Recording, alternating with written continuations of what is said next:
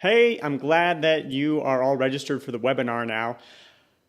Let's see if we can make the most out of this. Now, keep in mind, this is going to be a live webinar. I will be there live giving the presentation. You can ask me questions live.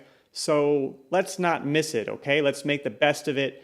Here's a few tips that can help you with doing that. First of all, make time. Make sure you give yourself enough time to show up to the webinar on time and to enjoy the entire webinar as well as a Q&A afterwards. I would recommend when you put this on your calendar, just give yourself an extra 15 minutes or so before the webinar starts to get yourself situated, make sure everything is working fine. And then the webinar is going to be about an hour or so. With Q&A, it's possible it could go a little bit longer, so you might want to give yourself a little bit of wiggle room here. Next up, resources. Resources on your computer, resources on your internet connection.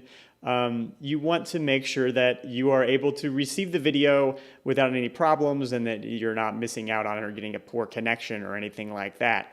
So I would recommend shutting off as many applications as you possibly can. Certainly you don't want any websites like Facebook or Twitter open or email, not just because they're distracting, but also because they're going to be constantly using up your resources. And if you have anybody that you share a house or a small office with who might be doing some kind of streaming video during the webinar, try to ask them if they can wait until after the webinar or before the webinar. So that way you can make sure that you're not going to get a jammed up connection and miss part of the webinar because of that.